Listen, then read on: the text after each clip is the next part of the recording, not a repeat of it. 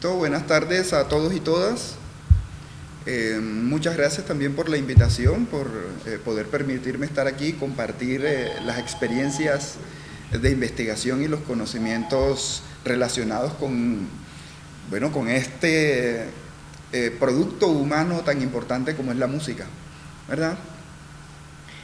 Bueno, en ese sentido voy a conversar hoy, en este tiempo que tenemos, sobre mis resultados de investigación en estos años, por allá desde el año 2003, donde inició mi interés por la música, desde el punto de vista de la antropología. Luego continué con mis estudios de maestría, también interesado en la maestría en estudios del Caribe, porque noté que la música era un factor importante en la comprensión de lo humano y sobre todo de las dinámicas que se dan en esta parte del Caribe como tal.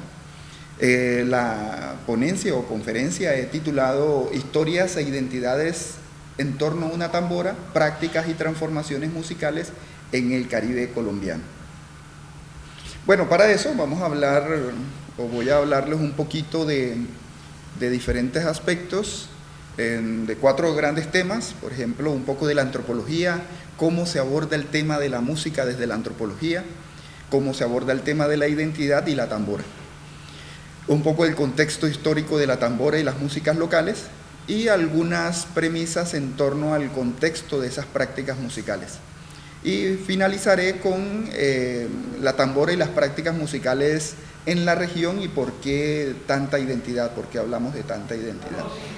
He decorado ahí la presentación con tambores, sobre todo para ilustrar la diversidad de estos instrumentos a lo largo del mundo, a lo largo del planeta, ¿verdad? Y en diferentes momentos de la historia, lo que hace el tema supremamente complejo, pero también supremamente interesante en términos de darnos cuenta cómo los seres humanos han coincidido en ideas similares.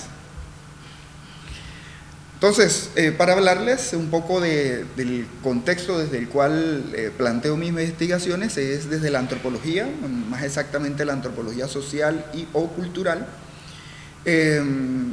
teniendo en cuenta que tiene una variedad de ramas o campos de estudio, ¿verdad? Desde la antropología se ha encontrado con la música, ya varios autores han, digamos, detallado ese interés de la antropología por la música, incluso en términos de que muchos la han evitado, ¿verdad? Porque no se consideran expertos o conocedores de la música, ¿verdad? En términos de su composición estética y técnica, ¿verdad? Sin embargo, muchos autores, como por ejemplo John Blacking, uno de los fundadores de la antropología de la música, por allá en África, en el norte de Sudáfrica, con los Benda, sostiene que él dice que le resulta inevitable abordar el tema de la música, porque si no enfrenta el tema de la música, le resultaría imposible comprender el grupo cultural que estaba estudiando, ¿ya?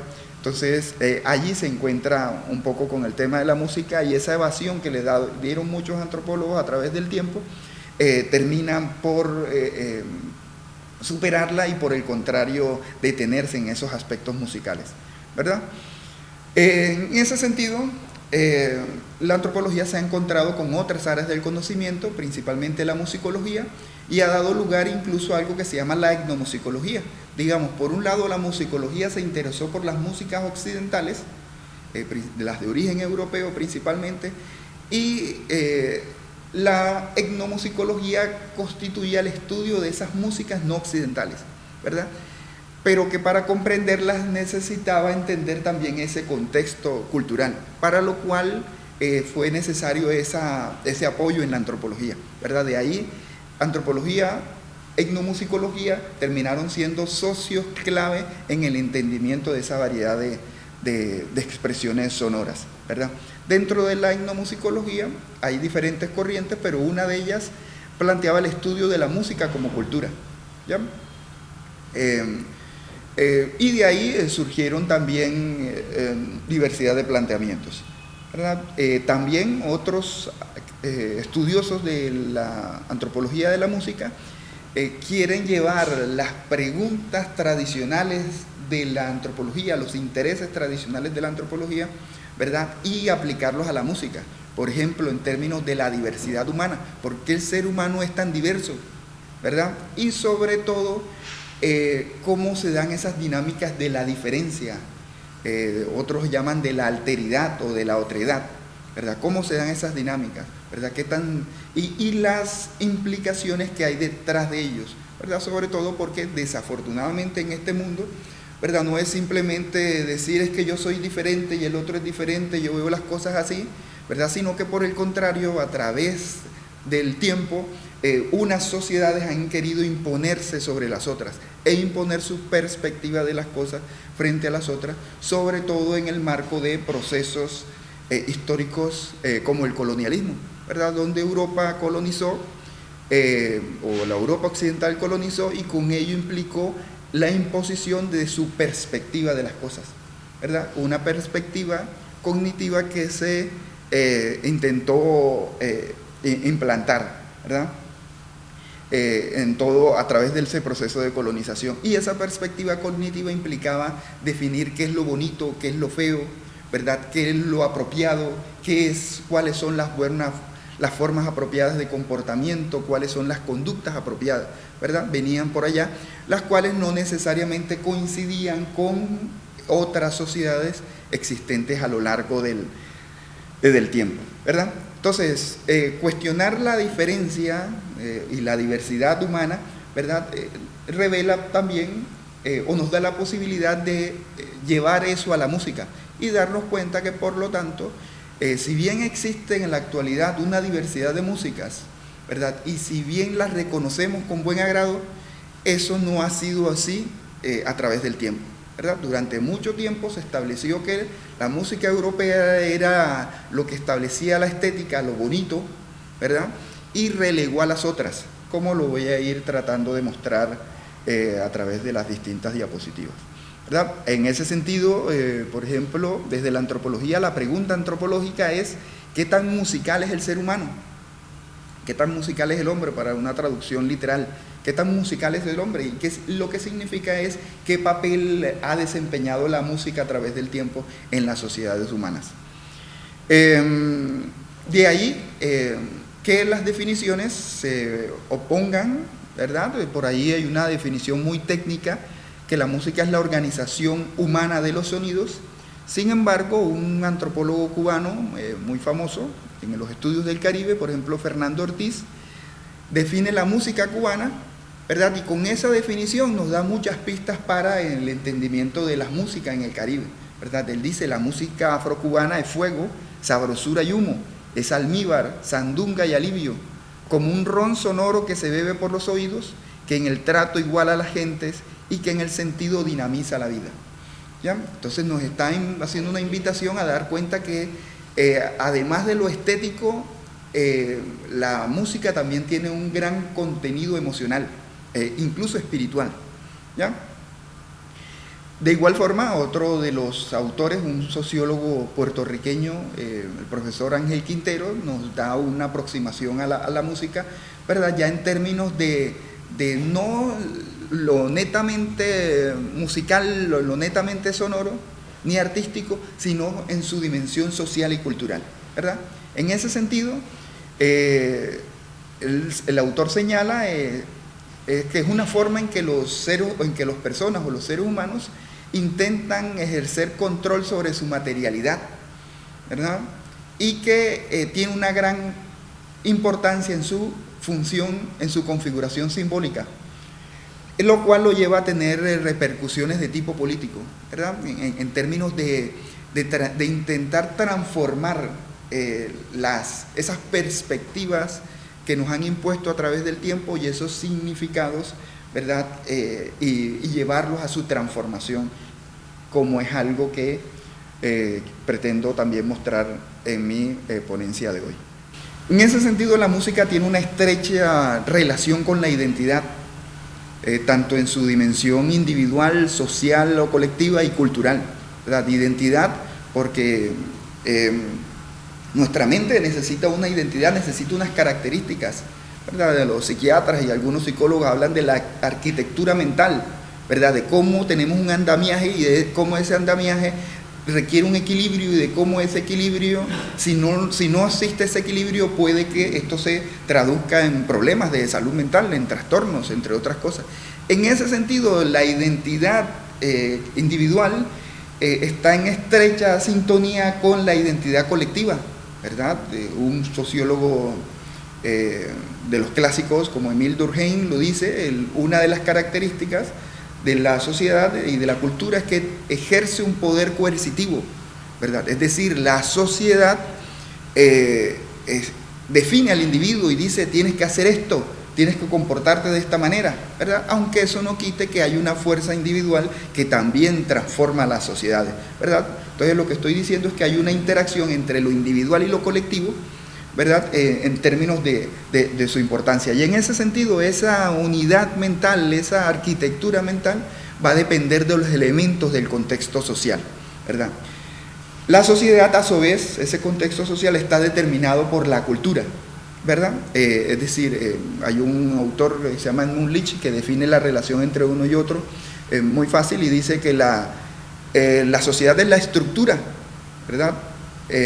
Mientras que la cultura es el vestido, ¿verdad? Para poder mantener la sociedad necesitamos la cultura, ¿ya? Es decir, necesitamos ponerle nombres a las cosas, necesitamos decorarla, necesitamos construir una historia de los hechos, de cómo fueron las cosas, para poderle darle un sentido a la vida y a por qué estamos aquí, ¿verdad? En ese sentido, la identidad articula esos tres elementos, ¿verdad? Sobre todo porque lo que se hace en materia cultural va a tener una repercusión en esa identidad individual y por supuesto tiene repercusión en la salud mental, por ejemplo. No, como hablamos previamente, no puedo dejar de pensar en el tema de la salud y estoy sosteniéndolo hoy para que no aparezca, pero es inevitable. Pero un buen ejemplo, un paréntesis ahí, por ejemplo, hay muchas terapias, por ejemplo, que recurren al tema cultural, al tema musical, al tema de la danza, ¿verdad? Para que los jóvenes encuentren el sentido de las cosas. Entonces hay estrategias de cuidado a través de la danza, ¿verdad? Si me uno, ¿por qué? Porque si me uno con un grupo que le gusta el baile, que le gusta el movimiento, que le gusta la música, esa persona va a tener un respaldo colectivo, va a tener con quién hablar, ¿verdad? Y eso va a tener un conocimiento, eso va a tener toda una estética, una plasticidad, un propósito en la vida, ¿verdad? Y eso va a tener unas repercusiones en esa arquitectura mental y la persona se va a sentir bien, se va a sentir con deseo de vivir, se va a sentir con plenitud, se va a sentir alegre, se va a sentir feliz. Y en ese sentido, la terapia busca esas conexiones entre lo individual, entre lo social y entre lo cultural, ¿verdad? Y en ese sentido la música tiene un poder fundamental en la conexión en esas tres dimensiones, como tal. Bueno, en términos de antropología de la música, ¿verdad? Una premisa indiscutible es que en todas las sociedades humanas siempre se ha registrado una forma de producción musical. Todas las sociedades humanas han tenido música, ¿verdad? Que unas tengan una cosa, unas características, eso no importa. En todas las sociedades humanas han tenido la capacidad de producir música y de producir arte. Me quise centrar en la tambora, en el instrumento tambora, para dar cuenta de lo que les decía ahorita. Miren, en todos los continentes existe un instrumento similar a la tambora. Ahí no sé si alcanzan a ver el tambor ramadán por allá en Asia, el tambor chino por allá también en Asia, en México, en Europa, bueno, aquí no está, pero estaba ya un tambor yugoslavo, la tambora por aquí cerquita, la tambora de por aquí cerquita, la dominicana, esta que está por acá, ¿verdad? También se ha tecnificado esta que está aquí con otro tipo de tecnología, unas tamboras de pueblos indígenas por aquí, como en Tabasco, México, si la ven un poco más básica en términos de sus amarres, o una en África, ¿verdad? Sus respectivas variaciones, aquí cerquita, en el pueblo arhuaco también se usa la tambora o bombo entre los Wayuu también vemos el kasha, ¿verdad? Que también que se usa en respectivos elementos rituales, por ejemplo. Entonces, con esta imagen lo que quiero mostrar es, si se dan cuenta, son elementos similares, ¿verdad? Hay dos cueros, dos parches, dos membranas, como dicen algunos, atados por cuerdas, ¿verdad? Que es lo que define eso. Entonces, no sabemos, o algunos dicen, es que esto se ha difundido a través del mundo, o es que existió una convergencia cultural, ¿verdad? Es decir, mucha gente en diferentes momentos tuvo la misma idea, ¿verdad? Y la ejecutó. Puede ser que estén sucediendo las dos cosas, ¿verdad?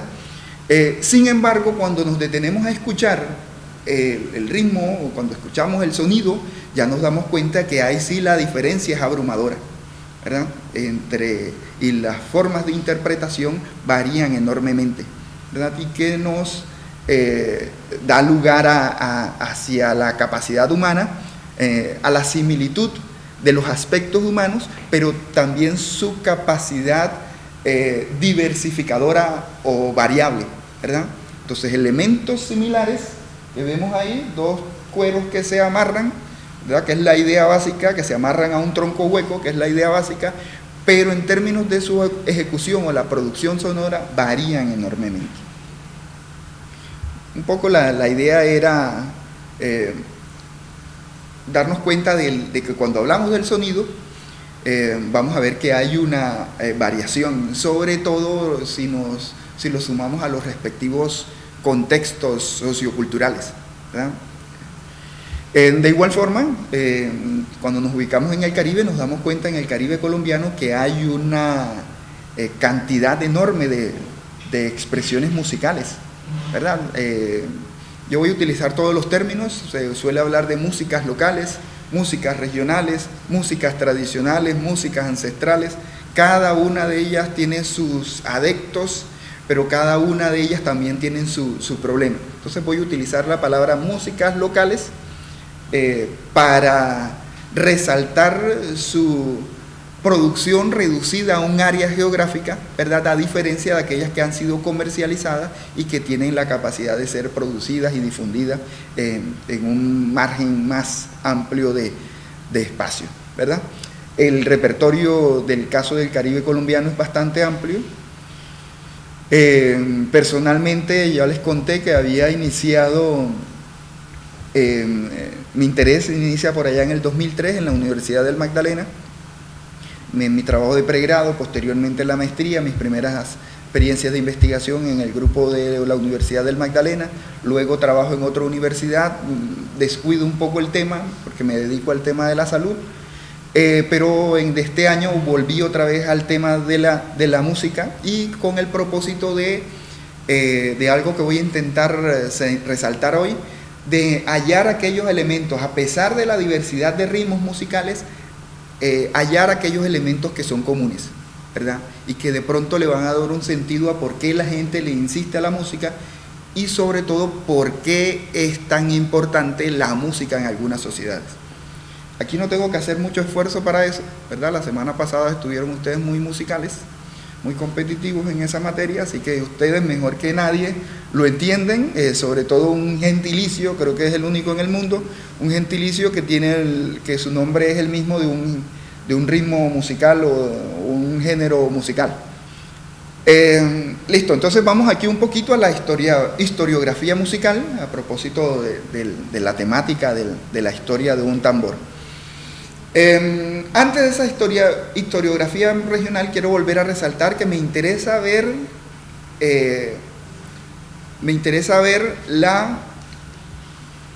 la música como una forma de pensamiento, ¿verdad?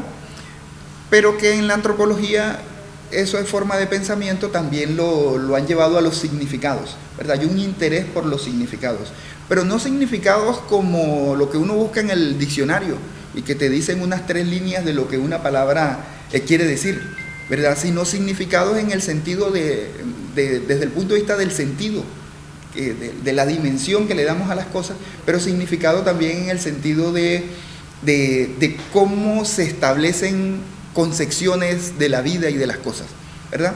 En ese sentido, en la antropología y en las ciencias sociales en general se discute esos significados, ¿verdad? Y se reconoce que esos significados a través del tiempo han estado en unas disputas, ¿verdad? Y que muchas sociedades están en una lucha por participar en el establecimiento de esos significados, ¿verdad? Que si el reggaetón es malo y es vulgar, o si el vallenato no es aburrido, o si el rock es la mejor música, ¿verdad? Esas son perspectivas que los grupos sociales cultivan, ¿verdad? Y me imagino que han visto en redes sociales esa mirada continua, el vallenato, el reggaetón es simple, se repite constantemente, ¿verdad? Entonces ya hay otros que dicen que no, el reggaetón es una música también que vale la pena y es compleja, ¿verdad? Pero resulta que eso también se dijo de la cumbia y del porro, ¿verdad? Y así sucesivamente. Con eso me refiero a significados, a perspectivas, a cómo socialmente se determina qué es lo bueno, qué es lo malo, qué es lo bonito, qué es lo feo, ¿verdad? Y sobre todo a resaltar la manera en que las personas participan en esa definición de los significados, en ese establecimiento de los significados, ¿verdad? Para ilustrar ese punto me voy a resaltar en el tema de lo negro y vincularlo más exactamente con el tema del racismo y la discriminación racial, ¿verdad? Pero vinculados también a otros temas de los cuales emergen en el tema de la música, ¿verdad? Entonces, en ese sentido, esa pregunta mía de por qué la música es tan importante, se le suma de por qué la gente canta sobre estos temas, ¿verdad? Y sobre todo, frente a esa dinámica que tenemos en el Caribe, que disfrutamos de la música, la bailamos, ¿verdad? Y somos felices con ella, pero que al mismo tiempo cuestan historias tristes, ¿verdad? ¿Se acuerdan? ¿Han escuchado Plantación Adentro? Sombras son la gente, ¿verdad? Te está hablando de una de las épocas más duras de la historia de la humanidad, está hablando de la esclavización, está hablando de la dinámica de las plantaciones, donde a palo no le pagaban, le daban palo, moría el esclavizado de las plantaciones, pero uno baila sabroso esa música, ¿verdad? El merengue de 13 años, la explotación sexual a menores, ¿saben cuál es? 15 años de Wilfrido Vargas. Bueno, soy malo cantando, ella tiene 13 años, y así hay una innumerable historias tristes, pero que generalmente en el Caribe consumimos en el ámbito de la fiesta, el baile y la alegría, ¿verdad? Entonces tenemos como una paradoja ahí. Eso no significa que seamos insensibles, sino que tenemos una capacidad para hacer las dos cosas al mismo tiempo, ¿verdad? En ese sentido, en esa lucha, lo que voy a plantear es que en esa lucha por los significados, ¿verdad? La gente a través de la música le ha apostado primero a contar la historia, pero también le ha apostado a transformar significados, ¿verdad? Sobre todo vinculados con lo afro o lo negro, ¿verdad? Y la manera en que el contexto del colonialismo y la esclavización, ¿verdad? Obtuvo un carácter negativo, un carácter peyorativo, así como todas las prácticas que en torno a esa población se desarrollaron, ¿verdad? Pero que en las últimas décadas, gracias a la música, también han existido iniciativas, movilizaciones, con el fin de transformar esos significados o resignificar aquellos aspectos que históricamente eran marginales y negativos, pero que con esa movilización se ha contribuido a darle un carácter nuevo o a resignificarlo. ¿Listo? Orígenes, bueno, los orígenes o en el tema de la historiografía musical, el tema de los orígenes es un tema complejo, ¿verdad? Uno de los libros más importantes de la música, Música, Raza y Nación, de Peter Way, un antropólogo británico, ¿verdad? Él se lava las manos como Poncio Pilato, y entonces cuando va al tema de los orígenes, habla orígenes míticos, ¿verdad? Entonces no está diciendo esto fue así, sino que él está queriendo decir con ese título, está queriendo decir, la gente cree que el origen es este, ¿ya? Entonces hay felices a todo el mundo, porque entonces entramos en líos si nos podemos a decir que el origen del vallenato es en Riohacha, es en Plato Magdalena, o es en Valledupar, y entonces entramos a dificultades, ¿verdad?, frente a eso, o que el porro es de San Pelayo, o que el porro es de algún otro lado, o que la cumbia ni se diga que es del Banco, que es de Ciénaga, que es de Morroa, y así sucesivamente, ¿verdad? Entonces cada quien ha construido su versión de las cosas y ha construido un relato donde justifica y determina los orígenes, ¿verdad? Sin embargo, podemos señalar pistas, como vimos ahorita en el collage que hice con el instrumento de la tambora, ¿verdad? También hay unas pistas, ¿verdad?, que señala que esas músicas se fueron configurando a través del tiempo y tuvo elementos de la colonización europea, pero también elementos de los africanos, pero también muchos elementos de las poblaciones indígenas que aquí vivían, ¿verdad? Quiero resaltar con eso varias cosas. Por ejemplo, la música también es expresión de un concepto que usan muchos autores caribeños, de la cimarronería, ¿verdad? En ese sentido, que la música exista, esa música de origen indígena, europeo exista y africano exista, es una señal de que el colonialismo no fue absoluto, porque no fue capaz de borrar todas esas expresiones de estos pueblos, ¿verdad? Sino que al contrario, eso se la arreglaron para que perduraran, para resistir, para que se desarrollara una resistencia cultural ahí en términos del mantenimiento o de la permanencia de estos elementos, ¿verdad? Entonces aquel discurso del movimiento, del pase de la cumbia, que representa el grillete, no sé si han escuchado esa historia, no es un tanto cierta, porque la cumbia es sobre todo expresión de libertad. Se desarrolló en aquellos lugares de gente libre que digamos, afortunadamente no sufrió las situaciones de la esclavización y de las plantaciones, ¿verdad? Sobre todo en áreas geográficas como la nuestra, ¿verdad?, donde existe por esta parte la Sierra Nevada de Santa Marta, la Serranía del Perijá, por aquel lado los Montes de María, ¿verdad?, que generaban una geografía bastante de difícil acceso, y que daba la oportunidad para que las personas se fugaran y vivieran allá al margen de todo el régimen colonial. Se le suma el desierto, se le suman las zonas pantanosas donde se ocultaron los chimilas, el desierto donde se ocultaron los guayú para poder sobrevivir, y esa supervivencia, esa complejidad del terreno generó la posibilidad de que mucha gente viviera libre y al margen del régimen colonial, ¿ya? Entonces el colonialismo no fue tan absoluto, sino que su ineficacia afortunadamente permitió que se configuraran aspectos culturales, ¿verdad?, de alta complejidad. De igual forma, en esos orígenes no hay que señalarlo como un momento, es que cuando desembarcó Cristóbal Colón ahí se dio toda la mezcla, ahí llegó todo, ¿no? ¿Verdad? Las idas y venidas han sido constantes, también en el desarrollo de las plantaciones de banano, por ejemplo, ahí llegó mucha a Santa Marta, o llegó mucho a la parte de por allá de San Pablo, Bolívar, a todas esas zonas. Allá llegó, en diferentes momentos han llegado poblaciones, han llegado inventos, han llegado instrumentos musicales y una variedad de elementos que nos dice que esa mezcla, esa combinación de elementos, ¿verdad?, se ha seguido alimentando. Todo parece indicar que es un instrumento que llegó de manera tardía, ¿verdad?, incluso en las poblaciones indígenas. No lo vamos a ubicar por allá hace 300 o 400 años, ni 200, al parecer unos 80 años, al parecer.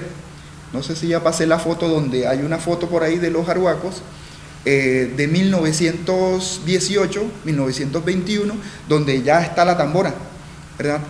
La descripción del instrumento, la foto de la tambora. Hay relatos que ahorita voy a mostrar, relatos de viajeros y cronistas, donde ya muestra que hay una configuración de la instrumentación de la percusión, de los tambores, de la gaita, ¿verdad? No se menciona la tambora, pero sí se mencionan las gaitas y los otros tambores, ¿verdad? Entonces esto parece indicar que aproximadamente a mediados del siglo XIX, principios del XIX y mediados del XX ya se había dado ese conjunto, esa organización instrumental de gaitas y tambores, sumados también a las voces, como tal, en algunas ocasiones, ¿verdad? Como tal. De igual forma, ese conjunto musical va asociado también con denominaciones que varían a lo largo de la región, como cumbiamba, fandangos, noches de guacherna, velaciones, entre otras, ¿verdad? Que son escenarios fundamentales porque constituyeron durante mucho tiempo, ¿verdad?, el espacio para el desarrollo de la música y de las prácticas musicales, ¿verdad? Pero también constituyeron el escenario para que se recrearan continuamente, ¿verdad? Y que para que en el momento de la llegada del acordeón ya tenía, y de otros instrumentos como la guitarra, ya tenía un camino avanzado esas sonoridades que lo que hicieron fueron migrar o transmutar a otros conjuntos instrumentales, ¿verdad? Como evidencia está la mamá de Alejo Durán, que era una cantadora de tamboras, y Alejo Durán y su canción de La Candela Viva, ¿verdad? Esa canción era tambora y pasa al formato de la música de acordeón, y entonces vemos que eso sucede y también pasa al formato de música con guitarra y viceversa, ¿verdad? Estimulada por la llegada de los boleros, entre otras cosas. En ese sentido, otro elemento para contribuir en la reconstrucción de esa historiografía musical tiene que ver también con los préstamos, tiene que ver también con la manera en que las sonoridades, los ritmos circularon por diferentes instrumentos, por diferentes experiencias musicales, ¿verdad? Y hubo una especie de retroalimentación, y por lo tanto no tenemos que abordar los estudios de la música de manera aislada, sino al contrario, de manera complementaria, ¿verdad? Como tal. Bien, entonces, un aspecto fundamental es esa configuración que generalmente se vincula con, creo que esto está en la otra diapositiva, tienen unos elementos comunes: fandangos, cumbiambas, noches de guacherna, velaciones, tienen varios elementos en común, y es, por ejemplo, su vínculo con lo religioso, ¿verdad? Ya sea porque muchas de estas músicas se practicaban en la plaza de la iglesia, pero también tenía que ver con que mucho de esto se planteaba, por ejemplo, era rindiéndole culto a un santo, como en las velaciones de la gaita, ¿verdad? El día de Francisco de Asís, el día del Divino Niño, el día del Niño Dios, ese día se hacía una velación, o cuando se requería un favor, un milagro, un apoyo de algún ser espiritual, entonces se interpretaba y se convocaba a los músicos para desarrollar una espiritualidad que tenía mucho de festivo, ¿verdad? Pero que la espiritualidad dominante, principalmente católica, ¿verdad?, lo veía en malos términos, ¿verdad? Ese tipo de espiritualidad que es festiva, ¿verdad?, no necesariamente era bien vista. Y miren, ahí comenzamos con el choque de los significados, con las disputas de los significados, como tal, ¿verdad? Como lo evidencia una serie de descripciones, como estamos viendo ahí. Esto lo tomo de una historiadora, el primero de una historiadora, Marta Herrera Ángel, miren, que está hablando está dando cuenta de esos lugares. Se habían introducido bailes que se llaman bundes para festejar a la Virgen en los días de sus misterios y fiestas tan torpes y lascivas que a la pureza y modestia de vuestra excelencia disonara, ¿verdad? Ya había todo un señalamiento negativo, despectivo. No solamente esta expresión, hay muchos registros de cómo la gente que venía de Europa, que venía de una ortodoxia, de una perspectiva europea hegemónica, ¿verdad?, se refería a las expresiones culturales de los otros. Miren, un sueco, Gosselman, ¿verdad? Este ya viene en el 19, al principio del 19, ¿verdad? Hay muchos de esos viajeros, porque recién se independiza Colombia, ¿verdad? Vienen estos extranjeros, franceses, suecos, ingleses, a ver qué negocio van a montar aquí, y hacen estudios al respecto para ver dónde pueden montar su negocio. Entonces hay muchos, como Hamilton Potter, un inglés, este es el sueco Gosselman, vienen los pioneros de la antropología, por ejemplo, el sueco Gustav Bollinger, viene un francés, Eliseo Reclus, e innumerables viajeros que nos dejan un registro, ¿verdad?, sobre la existencia de unas características, de unas prácticas culturales, pero también nos dejan el registro de la manera en que eran vistas esas expresiones culturales, ¿verdad? Entonces, miren lo que dice, bueno, para no gastar tanto tiempo, miren a los sonidos constantes y monótonos que he descrito, lo que parece ser un grupo de gaitas, ahí en Gaira, en Santa Marta, se unen los observadores, quienes con sus cantos y palmoteos forman uno de los coros más horribles que se puedan escuchar, ¿ya? Entonces, esa mirada negativa que se hereda en el colonialismo y tiene continuidad y presencia, ¿verdad? Lo registra Peter Way en su libro Música, Raza y Nación, lo registra porque todavía perviven en el siglo XX, a mediados del siglo XX, sobre todo cuando inicia la comercialización de la música costeña y empieza a ser difundida al resto del país, cumbia, porro principalmente, pero también mapalé, fandango, gaita. Esa música que era local se comercializa y empieza a tener una circulación nacional, y eso genera una reacción de personas que no les gustaba esa música, que tenían su prevención sobre lo caribeño y que producen estas expresiones bastante peyorativas de la cultura caribeña, ¿verdad?, de las expresiones culturales caribeñas.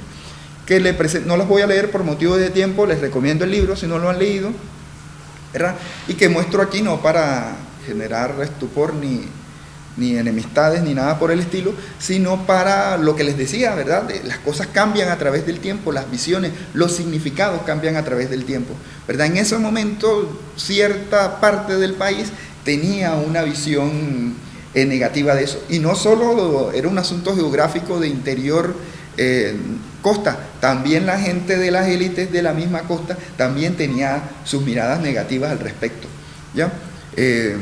Es la idea de que lo negro, lo indígena, representaba el atraso del país, ¿verdad? Y que lo que había que hacer era reemplazar esa población por una población de origen blanca, de origen europeo, que era la que le iba a dar el impulso al país. Bueno, esa es de ese libro. Sí. Que cita a su vez otras cartas y otras publicaciones en revistas que hacían manifestaciones al respecto.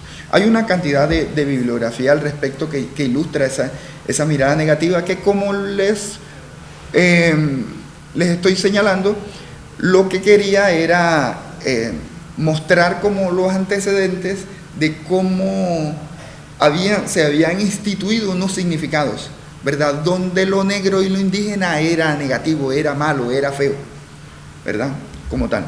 Cosas que, si bien se han suavizado, todavía tienen continuidad como parte de las expresiones del racismo estructural y las discriminaciones. Listo, entonces, con esto quiero, en ese tema de los significados, ¿verdad?, entonces vamos a ver que había toda una representación o toda una mirada negativa de lo africano y de lo indígena, ¿verdad? Y es ahí donde cobra importancia la música, ¿verdad? Vista no solo, como le estoy diciendo, como lo sonoro, no netamente sonoro, ni lo artístico, netamente artístico, sino visto como un movimiento, como una movilización. Entonces, en esas prácticas musicales, brevemente hay digamos, la comercialización de la música influyó para que estas cumbiambas, noches de tambora, para que estos espacios perdieran vigencia, ¿verdad? Sobre todo porque también eran mal vistos, eran señalados de manera despectiva. Por ejemplo, Guacherna, que es de esta zona, bueno, que es del Cesar también, de la depresión momposina, uno de los aires de la depresión momposina, ¿verdad? Guacherna significa o significaba guache, gente de poca monta, ya todavía lo pueden encontrar en el diccionario, ¿verdad? Una persona guache era una persona sin estudio, era una persona iletrada, una persona de mal comportamiento, ¿verdad? Y en ese sentido muchos de estos nombres tienen una carga peyorativa porque allá está la guacherna, allá es donde se arma el zambapalo. Zambapalo todavía existe, es un género, un ritmo musical, pero zambapalo significa una recocha, ¿verdad? Entonces si ven, esos nombres, esas denominaciones tienen un carácter peyorativo, ¿verdad? Que hacía parte de la mirada negativa desde las cuales se calificaban estas expresiones. Un trabajo para profundizar eso lo hace la historiadora Marta Herrera Ángel, Nominar para criminalizar, así se llama el artículo, y que le habla a las rochelas. La gente libre de todos los colores, la que estaba al margen de la dinámica colonial, vivía por allá. Entonces, como no podía haber un control por parte de los colonizadores, entonces se genera toda una representación negativa, toda una mirada negativa.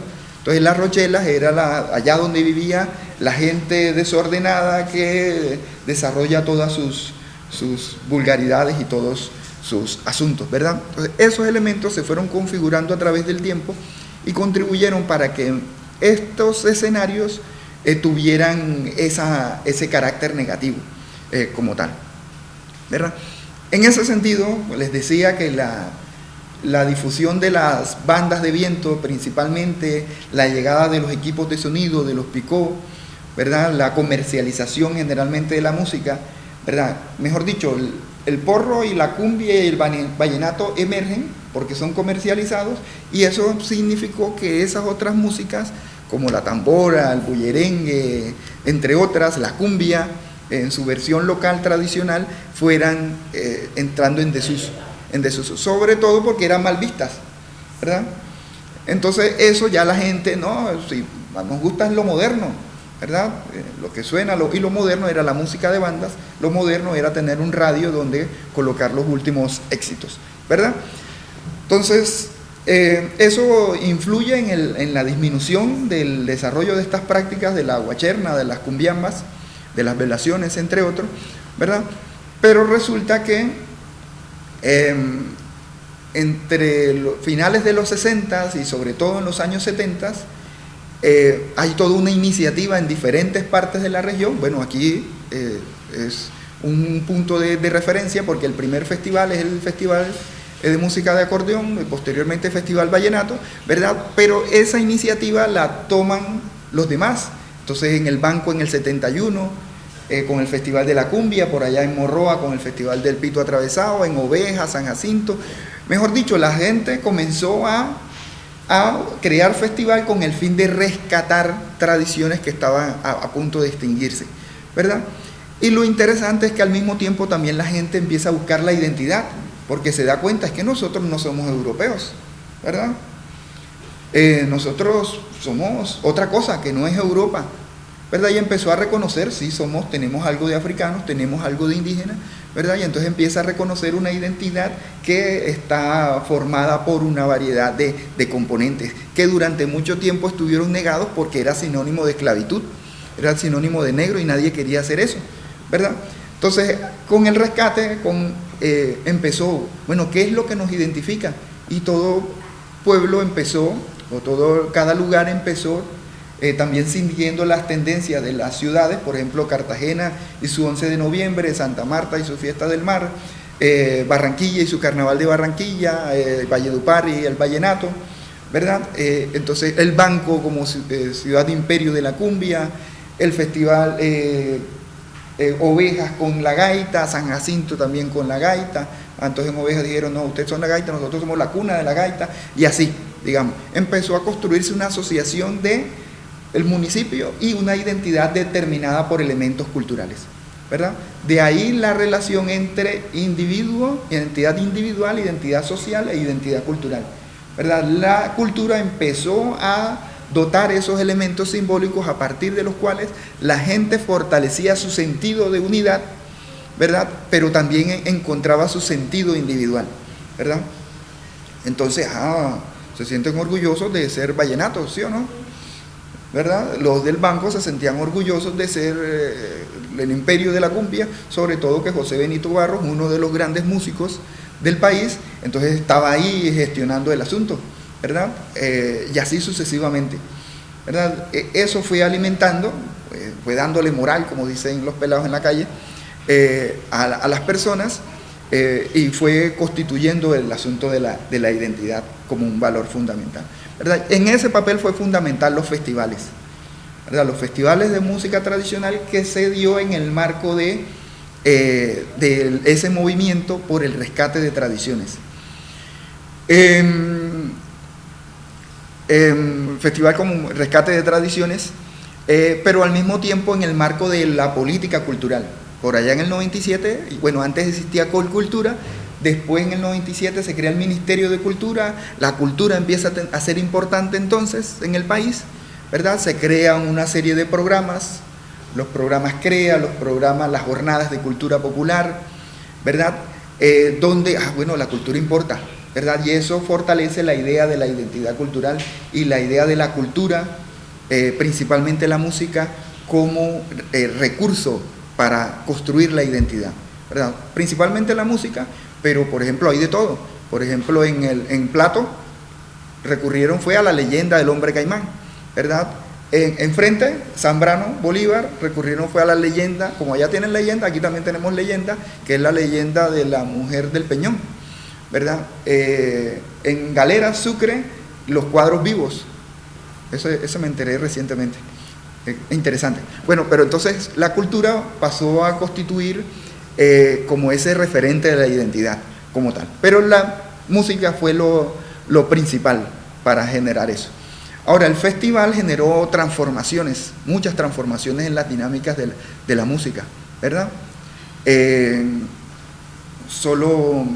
que ver con se dio una dinámica interesante porque al mismo tiempo no había una estandarización, no había una universidad, ni un tecnológico de la música, ni unos patrones claros, lo cual no es ni malo ni bueno, ¿verdad? Pero los festivales empezaron a construir unos estándares. Bueno, es que tiene que sonar así, tiene que sonar así. Es que tú tienes tambora, ¿no? Y el otro le llama perillero, y el otro le llama tambora repiqueteada, ya se me olvidó el nombre. Y así sucesivamente, habían una diversidad de denominaciones, y entonces los festivales comenzaron, aunque es un tema muy polémico, comenzaron como a estandarizar, como a organizar determinadas cosas, ¿verdad? Algunos hablan de un problema de conceptualización, otros, yo lo veo simplemente que la música y el ser humano es así, ¿verdad? Hace las cosas para disfrutar, para ser alegre, para ser feliz, no para andar haciendo inventarios de las cosas. Y entonces, sin embargo, digamos, ahí con los festivales hay esas transformaciones en esos elementos. Voy a hacer dos ejemplos de esas transformaciones. Por ejemplo, en el caso de la tambora, el profe Diógenes ahorita sabe más autoridad que yo para decir eso. Por ejemplo, en el caso de la tambora, entonces la tambora era una música, ¿verdad?, en la cual se conocía el verso, ¿verdad?, y se improvisaban los versos que los acompañaban. Esa improvisación determinada por el carisma de la cantadora, ¿verdad?, y era también lo que le daba tributo, lo que le daba alegría al asunto, porque era capaz de improvisar con lo que estaba sucediendo. Fulanito se cayó, mi sombrero se fue, y cuando venga lo regaño, y así sucesivamente, ¿verdad? Pero con los festivales crearon la canción inédita. Entonces, unas canciones que por ser improvisadas, digamos, no tenían una estructura compleja, me perdonan la expresión, con los festivales la gente se empezó a poner juiciosa y a escribir sus canciones, ¿verdad? Yo quiero ganar, la gente quiere ganar, va a escribir sus canciones, ¿verdad? Y entonces llevan una estructura un poco más desarrollada, ¿verdad? Y al mismo tiempo se va dando cuenta, es que le están cantando a la identidad, le están cantando a las glorias del pasado, le están cantando a ciertas cosas, ¿verdad? Entonces se empieza a construir una narrativa musical, ¿verdad? Una narrativa musical que no es gratuita, sino que ahí también la gente participaba con lo que yo les digo, con una intención de transformar los significados, ¿verdad? Entonces aprovechan para esas cosas malas, vamos a volverlas bonitas, vamos a volverlas buenas. Aquello negativo vamos a darle un carácter positivo, lo que un estudioso de la cultura le llama la transcodificación, cambiar imágenes negativas por imágenes positivas, en este caso a través de las narrativas musicales. Entonces, eso fue uno de los elementos que generó con esto. En el caso de la gaita, por ejemplo, sucedía que mucho de la gaita era instrumental, ¿ya? La gaita tradicionalmente es instrumental, o sea, nadie canta. En ese sentido, ese deseo de manifestarse, ese deseo de comunicarse, genera una práctica de significación, una práctica de producir el sentido y al mismo tiempo una identidad, ¿verdad? En el sentido del desarrollo de unas narrativas, el desarrollo de unos pronunciamientos, las construcciones de unas imágenes, en el cual hay un propósito transformador, ¿verdad? O resignificador, como tal. También lo llamo unas narrativas descoloniales, pero eso no lo expliqué en la primera parte, así que vamos a hablar de esas narrativas en la tambora y en la gaita, ¿ya? Este es un ejemplo de una canción tradicional, pero no me estoy equivocando, ¿verdad? Me imagino que la habrán escuchado. Lloraba la negra Juana la muerte de su marido y en el llanto preguntaba que si el otro había venido. Digamos, el tema de lo negro, también lo muestra Peter Wey en el vallenato, el tema de lo negro era un poco jocoso, ¿verdad? Entonces, aquí entonces están representando a la mujer negra ahí como bien o mal. Lloraba la negra Juana la muerte de su marido, pero entonces es infiel, la negra Juana es infiel. Entonces hay una mirada negativa, ¿verdad? Esta es una canción de Tamalameque, también que tiene una situación interesante porque ella se resignifica, cambia a través del tiempo, pero también un negro me dijo negro, siendo más negro que yo, y tiene los dientes blancos porque Dios se condolió, ¿verdad? Son dos ejemplos para mostrar que lo indígena y que lo negro antes, estoy hablando antes del festival, antes de estos elementos, tenía un carácter negativo, como también lo muestra en muchos vallenatos, como también aparece también en el habla popular y en la expresión popular, ¿verdad? El niño que hay es negro pero salió bonito, ¿verdad? Como queriendo decir que los niños negros no tienen belleza, ¿verdad? Como tal. Una canción de Landeros, cuando lo negro sea bello, lo explica perfectamente, precisamente para señalar el carácter peyorativo que había detrás de ciertos elementos. Entonces, al plantear la música como pensamiento, como práctica de significación, entonces vemos cómo cuando se crean los festivales, hay toda una transformación de la música, cuando se crean unas narrativas ya más consolidadas, entonces inicia una mirada más intencionada a transformar eso que antes era negativo a intentar plantearlo de manera positiva, ¿verdad? Entonces miren el segundo verso: soy orgullo de mi raza, soy orgullo de mi gente, soy orgullo de la casa y orgullo de Tamalameque. Es la misma canción de negro, ¿verdad? Entonces lo negro ya tiene un valor diferente, un valor negativo. La tambora tiene un repertorio precioso, ¿verdad? Aquí está Yo me llamo tambora, su origen no lo conozco, pero te lo voy a contar, que ya ha estado entre nosotros, es toda una eternidad, y en Palenque un africano fue el que la enseñó a tocar. Esa es la tambora. Y en la otra, yo me llamo tambora, tambora me llamo yo, soy hijo del africano, del indio y del español. Digamos, esas narrativas lo que están es, como les digo, resignificando, ¿verdad? Aquello que era malo, aquí le vamos a dar un carácter positivo, o aquello de lo que no se hablaba, ahora sí vamos a hablar y lo vamos a reconocer como parte de nuestra identidad, porque ya no somos españoles, ya no es el fandango, ya no es la música nacional, que lo fue hasta los años 40, ¿verdad? Ya el fandango, ya lo español no es lo que define nuestra identidad, ya nuestra identidad está creada por diferentes orígenes, por raíces múltiples, una expresión del caribeño Edward Lizán. Esta es una canción también de Tamalameque, preciosa, raza y folclor, Qué bonita herencia que me dejó el negro, esa es la que llevo por el mundo entero. Miren ese segundo verso bello, negro encadenado sin mirar la aurora y al son de cadenas trajo la tambora. Es casi también una teoría sobre de cómo, del puente África-América, de cómo lo africano llegó a América, ¿verdad? Bueno, hay todo, en la antropología hay todo un planteamiento en torno a eso, pero que yo la leo y la escucho, perdón, y veo que es un saber, una propuesta teórica como tal. Aquí por tiempo voy a... en la gaita también sucede algo similar. Entonces, con la diferencia de que no había mucha letra en la gaita. Entonces, vamos a ver que en esas canciones el indio trajo la gaita, el negro trajo el tambor y yo traje mi mulata para formar un parrandón. Cumbia india, en la montaña nació, cumbia india, hija de gaita y tambor.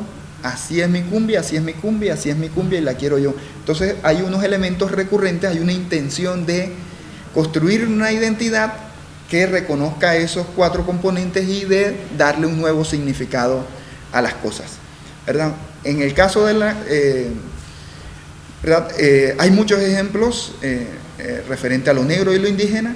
Sin embargo, otro elemento que nos muestra la intención resignificadora de la música, la vemos cuando se refiere al contexto. Estamos hablando de los 90, años 90, principios del 2000, donde se dan muchos de estos de los asuntos. Entonces la violencia era un elemento fundamental, una característica de nuestros entornos, y en ese sentido también la música constituyó un referente importante para transformar las ideas de los ciudadanos violentos, ¿verdad? En la tambora también hay varias canciones,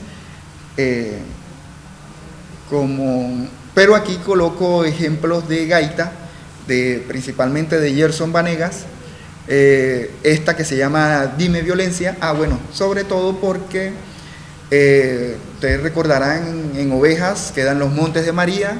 En los Montes de María hubo mucha presencia de guerrilla, pero posteriormente también mucha violencia por la presencia de los paramilitares, las distintas masacres que se dieron en distintos lugares de los Montes de María, ¿verdad? Recuerden que allá hicieron una masacre en silencio, golpeando a la gente en las cabezas con barrotes de hierro para que los guerrilleros que estaban ahí no se advirtieran, no se dieran cuenta, y los del ejército que estaban por allá jugaron con cabezas de la gente en uno de los episodios más tristes de la historia colombiana, ¿verdad? Eso generó el estereotipo también de que la gente de los Montes de María era violenta, o vivía en un contexto violento, o incluso era guerrillero, ¿ya? En ese sentido, otra vez aquí se activa la movilización a través de la cultura, por vías de la música, la práctica de significación de la música, ¿verdad? Que sirve para, primero, contar la historia de que está sucediendo la violencia, pero también para intentar transformar esos estereotipos, esos significados, ¿verdad? La canción se llama ¿Por qué nos llaman así?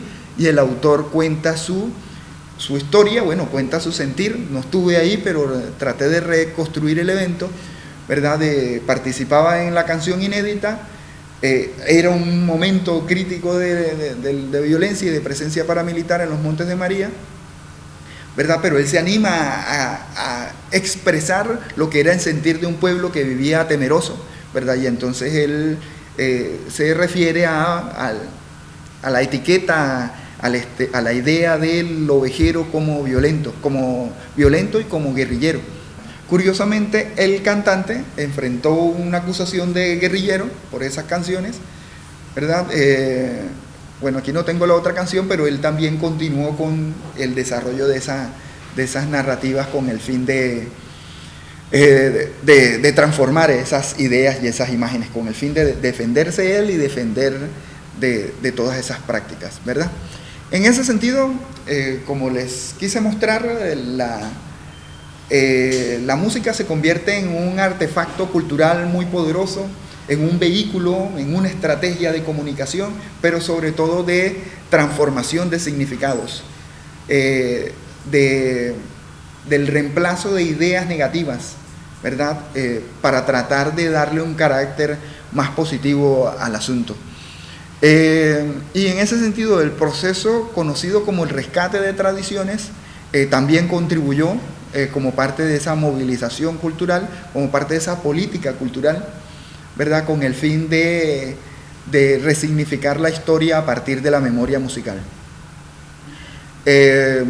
Como les dije, las prácticas musicales se constituyeron en prácticas de significación a través de los cuales aspectos históricamente excluidos y marginalizados se fueron resignificando, ¿verdad? Se construye una identidad, ya no es fundamentada no en el deseo de miren lo europeo que somos, sino una identidad más democrática, una identidad que reconoce las diferentes fuentes y articula lo marginalizado, ¿verdad?, en esas nuevas representaciones como tal, ¿verdad?, desarrollando una identidad de raíz múltiple, ¿verdad?, lo cual se podría considerar una narrativa descolonial del ser y la identidad. Descolonial en el sentido que intenta hacerle frente a la forma en que el colonialismo construyó la idea de que el ser está determinado desde una visión de las cosas, y por el contrario, quiere mostrar que el ser es plural o es diverso, y asimismo la identidad es plural y diversa, ¿verdad? En ese sentido, bueno, espero que les haya gustado esta ponencia, cuyo propósito también es como algunos autores hablan de la escucha decolonial, ¿verdad? Como escuchar, les invito a volver a escuchar esas canciones y verlas más allá de su valor netamente estético, y verlas como el desarrollo de un pensamiento de un grupo de personas de esta parte del país, ¿verdad?, y de esta parte del mundo, y que nos resalta la importancia que tiene la música en el Caribe, ¿verdad?, para construir sociedad, para construir identidad. Gracias.